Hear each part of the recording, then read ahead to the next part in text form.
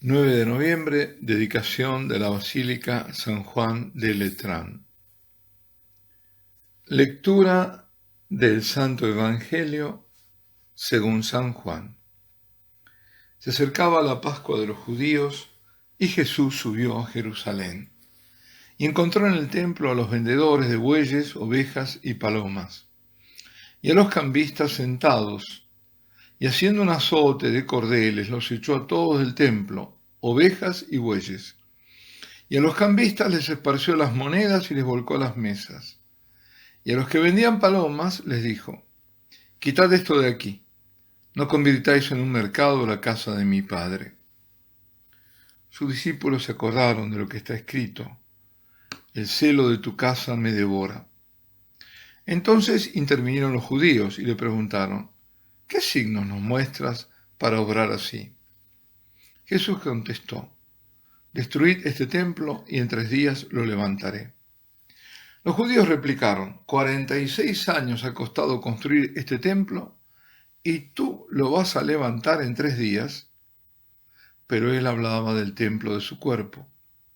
Y cuando resucitó entre los muertos, los discípulos se acordaron de que lo había dicho y creyeron a la Escritura y a la palabra que había dicho Jesús. Palabra del Señor. Este evangelio de hoy, en que el Señor habla de la destrucción y de la reconstrucción, del resurgimiento del templo, se vincula perfectamente con el de la mujer samaritana.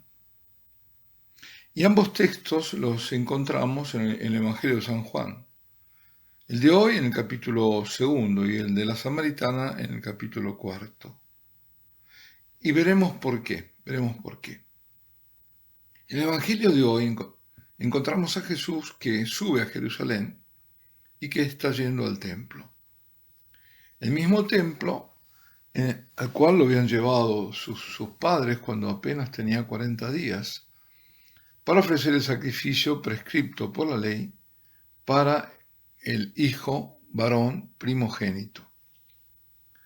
Y después del exilio, de la huida a Egipto, volvió con los suyos y volvió después solo, año tras año.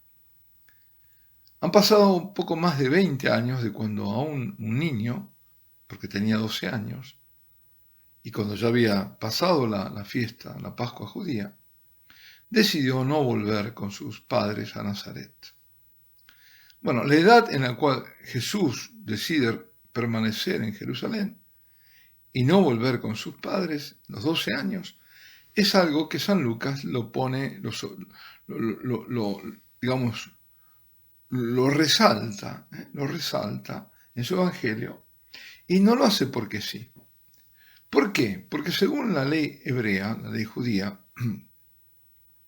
solo a la edad de 13 años era que los varones participaban del culto.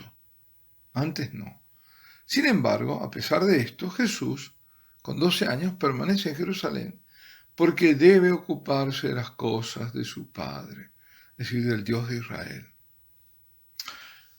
Ahora, en la historia de hoy, Jesús, como decía, ya está en Jerusalén, está próxima la fiesta de la Pascua judía, va al templo y ve a vendedores, ve a los cambistas que profanan el lugar santo y que lo hacen un lugar de lucro. Lo están transformando la casa de Dios en un mercado. Bueno, para comprender la situación, el motivo de que haya cambistas, hay que decir que el templo acuñaba su propia moneda, y esto lo hacía por una cuestión religiosa y también práctica. ¿Por qué? Porque acudían al templo de lugares diversos, de distintos países fuera de Israel, y con monedas diversas. Y en estas monedas lo más común es que había figuras humanas y sobre todo la del César, ¿no? Y esto era inaceptable. Equivalía a honrar y hasta a reconocer la sujeción a una potencia extranjera, nada menos que en la casa de Dios. Bueno, el Señor reacciona con justa violencia. Los echa a los hombres con los animales, echa por tierra, tira las monedas, da vueltas las mesas de los cambistas. Como se suele decir, el Señor no está bromeando. Él, justamente él que se define como manso y humilde de corazón, pero aquí está devorado por el celo de la casa del Padre, y por eso actúa así. Y en este relato de San Juan, a mí, por lo menos a mí me parece, y ahora realmente noto una diferencia sutil, diría, de actitud en Jesús. Mientras los vendedores de grandes animales, los bueyes, las ovejas, y los cambistas también son tratados bruscamente, y alejados del templo,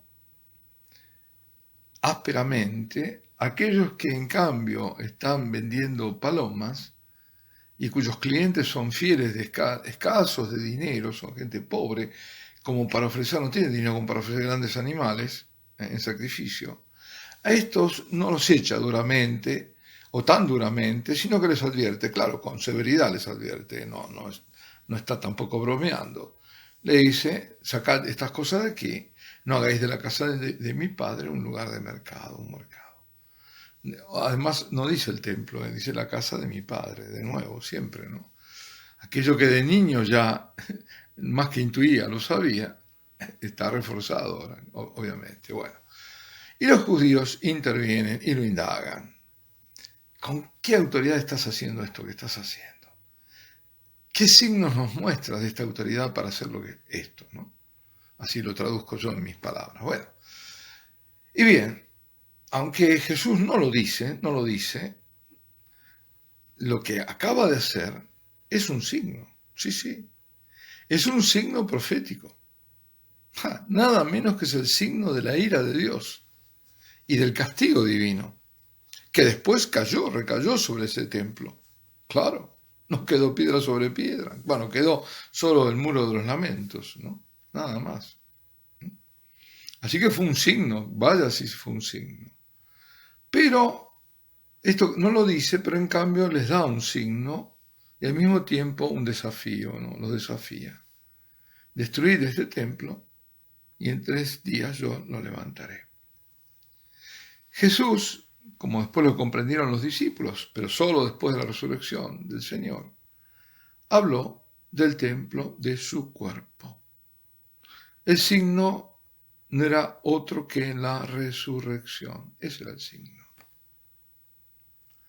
Pasemos ahora al otro episodio, al diálogo con la samaritana, cuando le pregunta ella dónde se debe adorar a Dios.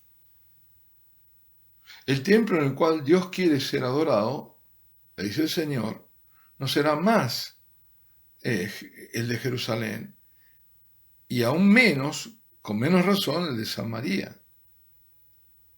Es decir, no será más ni sobre el monte Sión, ni sobre el monte Garizim. Créeme, mujer, ha llegado el momento en el cual ni sobre este monte ni en Jerusalén adoraréis al Padre. Vosotros adoráis a quien no conocéis, nosotros adoramos a quien conocemos, porque la salvación viene de los judíos. Pero ha llegado el momento, y es este, en el cual los verdaderos adoradores adorarán al Padre en espíritu y verdad. Porque el Padre busca tales adoradores. Dios es espíritu, y aquellos que lo adoran deben adorarlo en espíritu y en verdad. Esto está en Juan, capítulo 4, versículos 21 al 24. Bien. La salvación viene de los judíos, y es por esto que la adoración era, hasta ese momento, en Jerusalén. Pero se estaba acercando el tiempo en el cual no sería más así. La hora, ¿cuál es la hora? ¿Cuál es el momento? Es la hora de la cruz. Porque es así, en efecto, desde la muerte de Cristo en la cruz, cuando el cuerpo del Señor es desgarrado en la cruz, también el velo del Sancta Sanctorum, del Santo de los Santos, se desgarra, de arriba abajo, dice, y Dios deja para siempre el templo de Jerusalén. Desde aquel momento en más, el templo de la nueva y eterna alianza, es el cuerpo de Cristo. Y ese cuerpo, queridos amigos, es nada menos que la Eucaristía. ¿Qué dice el Señor? Tomad y comed, esto es mi cuerpo. Tomad. Ese tomad, atención, que viene de achípite. Achípite no significa tomar con la mano, porque algunos se agarran de eso ignorando cuál es el verdadero sentido. Achípite significa acoger, recibir, no tomar con la mano. Bueno, pero es un excursus, sigamos. Por lo tanto, digo, la adoración a Dios, el culto a Dios, es en la Eucaristía. La Eucaristía es como, digamos, un lugar teológico. Como lugar teológico es el templo donde se adora a Dios. Y la Iglesia no la hace un lugar, ¿no? Un templo físico, no.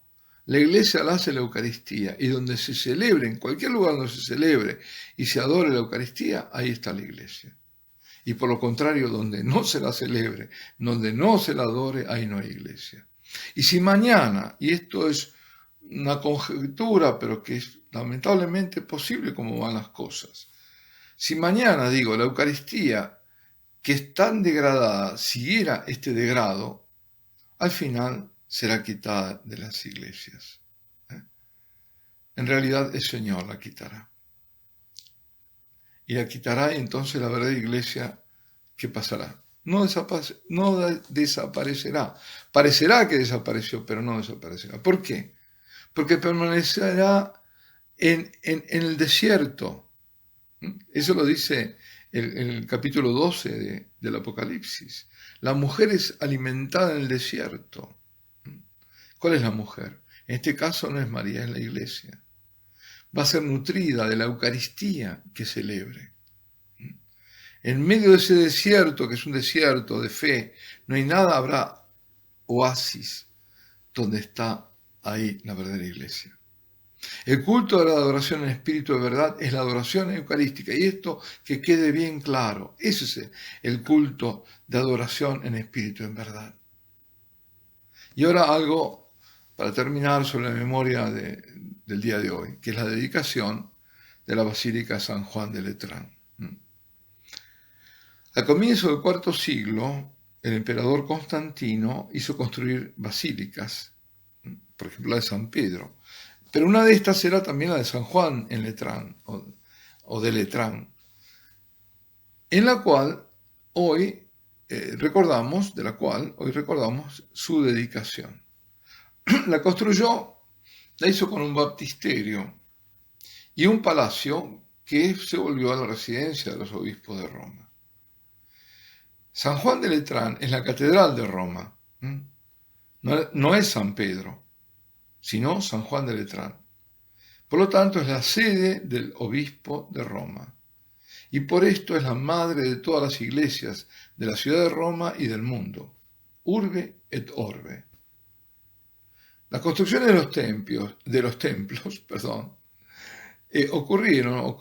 acontecieron cuando los cristianos comenzaron a sentir que tenían que celebrar la Eucaristía y que escuchar la palabra de Dios en un lugar fijo, porque hasta ese momento no era así.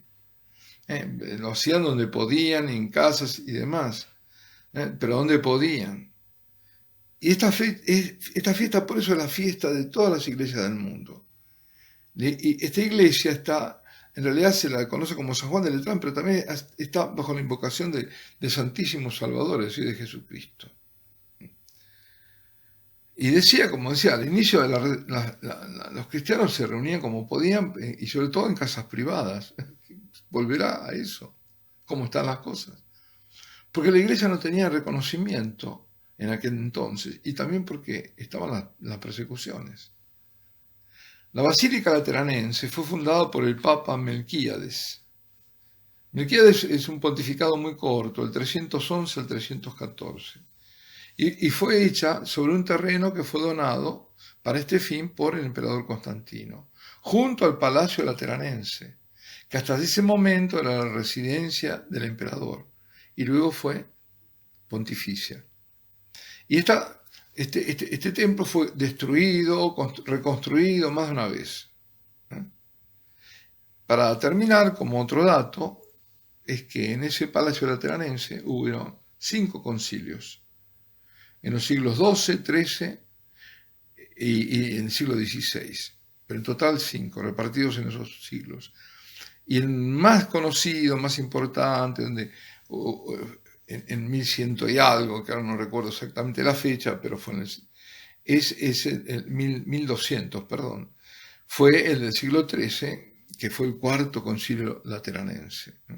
Para los que quieran seguir esto un poco, ya saben que ahí fue. Bueno, aquí terminamos. Alabado sea Jesucristo. Y la bendición de Dios Todopoderoso, Padre, Hijo y Espíritu Santo, descienda sobre vosotros y permanezca para siempre.